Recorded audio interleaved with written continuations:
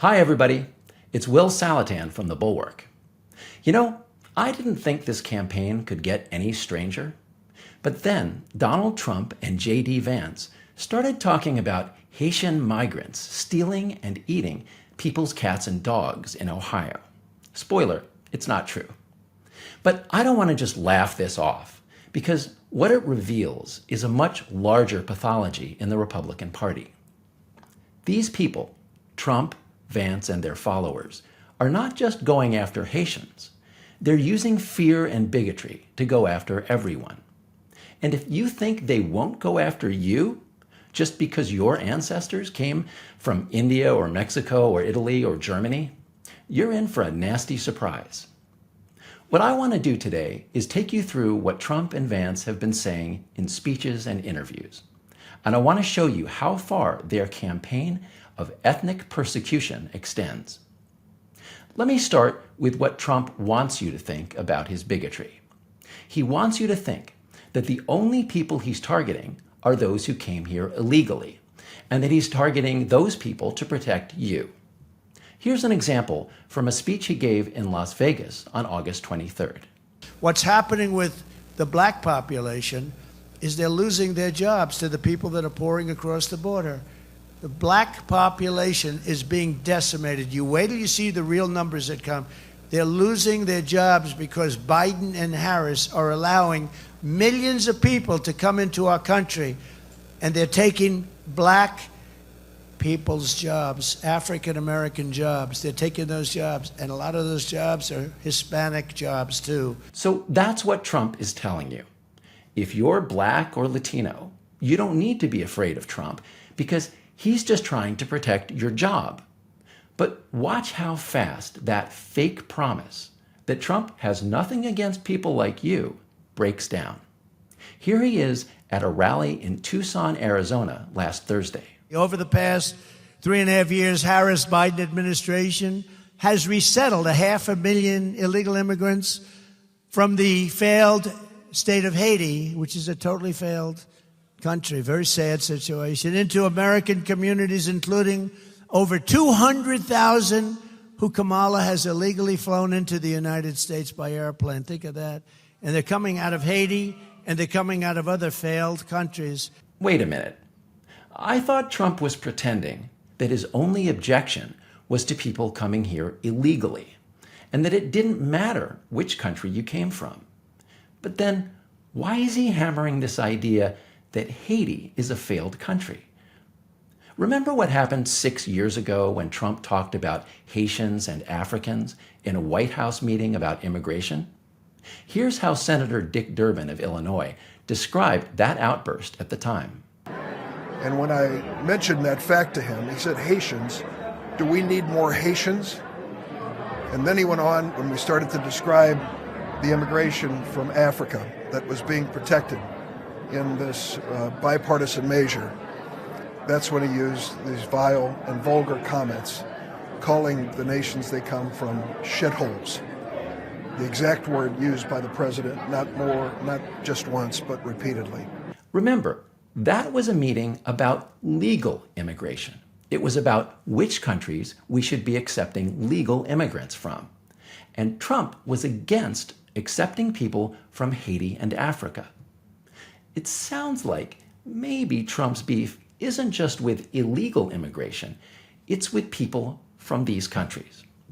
I mean, here he is again talking about migrants, not just illegal migrants, but apparently all migrants, at a rally in Las Vegas on Friday. Last month alone, American-born workers lost 1.3 million jobs as migrants gained 635,000 jobs in a single month.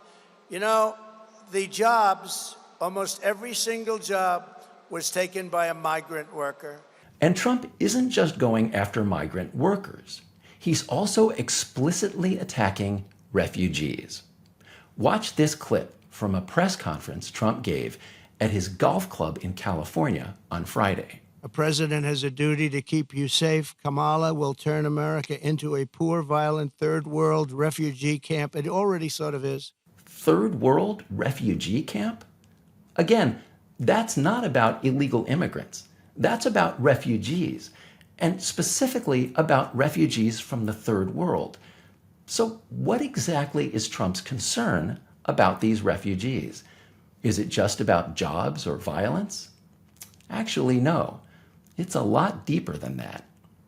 Listen to Trump at the Moms for Liberty convention in Washington, D.C. on August 30th, just 2 weeks ago. What's happening to our country is being poisoned, and your schools and your children are suffering greatly because they're going into the classrooms, they're taking the seats, and they don't even speak English. It's crazy. Poisoned? They're poisoning our country because they don't speak English? Now, you might think, and Trump would like you to think, that these attacks on Haitians and Africans and migrants and refugees only apply to people who are just now coming to this country. You might think that if you're an American citizen born in this country, you're protected from Trump's bigotry. But I'm sorry to tell you, you're not protected. Trump has been attacking Americans from many ethnic groups for a long time, even those who were born here. Barack Obama, for instance, was born in the United States, but his father was born in Kenya. And Trump used that connection to argue that Obama was African, not really American. Watch this clip from 13 years ago, in which Trump suggested, falsely, that Obama wasn't really born in the United States. 3 weeks ago when I started, I thought he was probably born in this country, and now I really have a much bigger doubt than I did before. But based on what? And you know what? His grandmother in Kenya said he was born in Kenya, and she was there and witnessed the birth, okay? That was a long time ago. But today, 13 years later, Trump is still implying that Obama isn't a real American. Check out this clip from Trump's rally in Arizona on August 23rd. Have you heard of him, Barack Hussein Obama? Remember Rush Limbaugh? Barack Hussein Obama.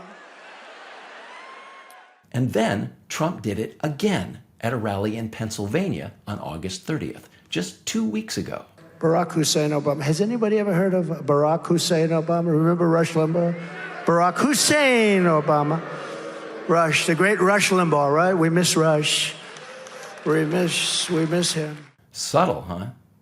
And Hussein isn't the only foreign-sounding name Trump likes to mock. Look at what he wrote in January about Nikki Haley, whose parents came to this country legally from India. Trump went out of his way to remind Republican primary voters that Haley's original first name was Nimarata.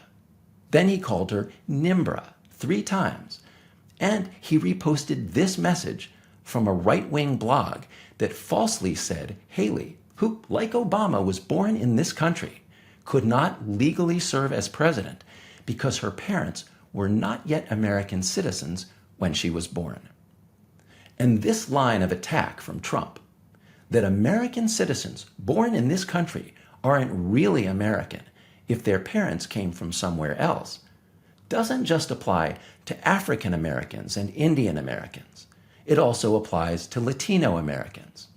Here's what Trump said 8 years ago about Gonzalo Curiel, a United States federal judge who was born in Indiana. Trump told Jake Tapper on CNN that Curiel should be barred from presiding over a fraud case against Trump because Curiel was, quote, Mexican. If you are saying he can't do his job because of his race, is that not the definition of racism? No, I don't think so at all. We're building a wall. He's a Mexican. We're building a wall between here and Mexico. And it's a wall between Mexico, not another country. But he's not from Mexico. In my opinion, he's from Indiana. He's Mexican heritage, and he's very proud of it. Trump goes after Chinese Americans, too. Look at what he wrote last year about Elaine Chao, a Taiwanese American who served for 4 years as Trump's own Secretary of Transportation. Trump called her Coco Chow and repeatedly misspelled her name, just as he did to Haley. He called Chow a, quote, sellout to China. He even suggested that she was responsible for sending classified documents to a building in the Chinatown neighborhood of Washington, D.C.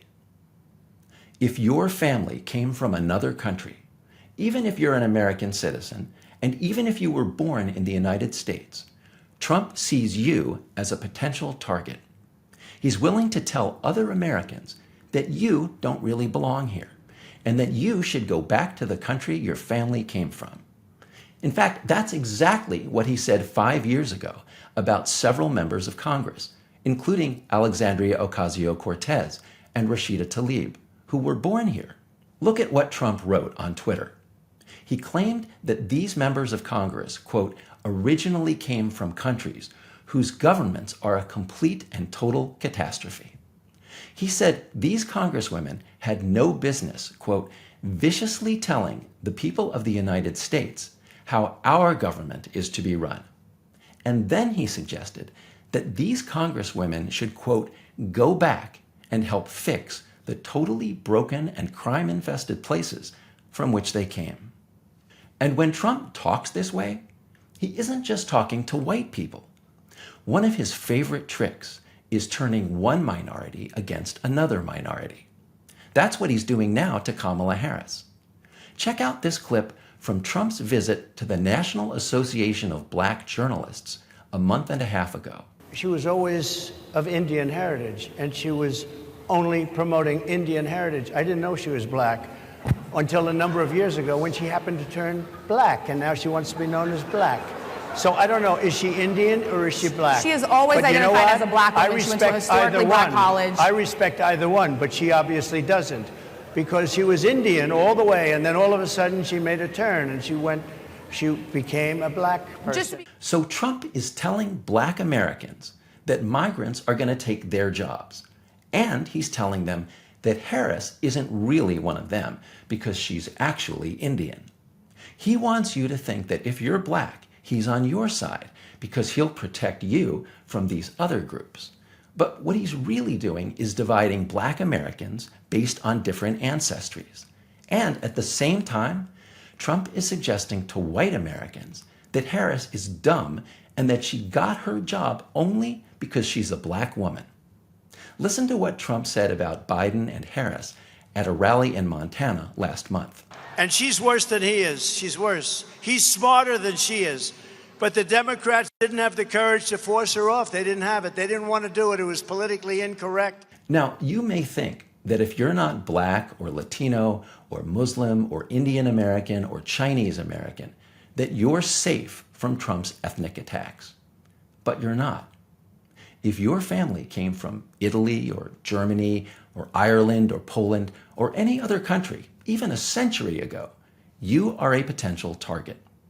And if you don't believe me, listen to what J.D. Vance said exactly 3 years ago on a right-wing podcast. So obviously you had this massive wave of Italian and primarily Italian, Irish and German immigration, right? And that had its problems, right? It had its consequences. You had higher crime rates. You had these sort of ethnic enclaves developing. You had inter-ethnic conflict in the country where you really hadn't had that before. And so there were downsides to it. Obviously, there were upsides too. And one of the cool things that we did in the 1920s is we just sort of slowed down immigration a little bit. We let those sort of populations who had come to the country as new citizens really incorporate themselves into the broader American fabric. So according to Vance, these immigrants from Italy and Germany and other countries, who perhaps could have been your grandparents or your great-grandparents, brought a lot of problems, just like the Haitians who are being vilified now by Trump and Vance. But the upside, according to Vance, is that we slowed down the immigration. We stopped millions of those foreigners from coming here. These were people who tried to come here legally. And for many of you, they looked and talked just like people in your family. And Vance is saying that by keeping them out for years or even decades, we protected America from crime and ethnic enclaves. One more thing. The argument you'll hear from Vance is that he can't be a bigot. He can't threaten Irish Americans because he is in part Irish American. And he can't threaten Indian Americans because his wife is Indian American. But it turns out that Vance is fully capable of rationalizing and excusing overt bigotry. even against the ethnic group that includes his own wife. Here's what Vance was asked just yesterday by Kristen Welker on Meet the Press. I've been talking to allies of former President Trump who are frankly outraged. They're alarmed that Donald Trump has been traveling with Laura Loomer. She is someone who says she supports white nationalism. She spread conspiracy theories, including that the September 11th attacks are an inside job. She recently said that Kamala Harris, whose mother was Indian, if she wins in November, quote, the White House will smell like curry. Senator, you are married to an Indian American woman. What was your reaction to hearing those comments specifically? And here's how Vance replied. Look, Kristen, I make a mean chicken curry. I don't think that it's insulting for anybody to talk about their dietary preferences or what they want to do in the White House. I think what Laura said about Kamala Harris is not what we should be focused on. We should be focused on the policy and on the issues. And look, so yeah, do I agree with what Laura Loomer said about Kamala Harris? No, I don't. I also don't think that this is actually an issue of national import. You heard it. Vance says it's not insulting and not important when a friend of Donald Trump, who travels with Donald Trump, explicitly warns that the White House will smell like curry if Harris wins. Why would a major party vice presidential nominee excuse that kind of overt prejudice? Because he's serving and taking his cues from a presidential nominee, Donald Trump, who has been fomenting and exploiting bigotry against Indian Americans, Chinese Americans, African Americans, Mexican Americans, and many other ethnic groups for years. Under Trump, the Republican Party is no longer a party of free markets, limited government, constitutionalism, law and order, or American leadership in the world. But it is committed to one thing. It is the party of nativism and ethnic hate. And if you think the only targets of that hate are Venezuelans or Haitians, you might learn the hard way that your people came here from somewhere too. See you next time.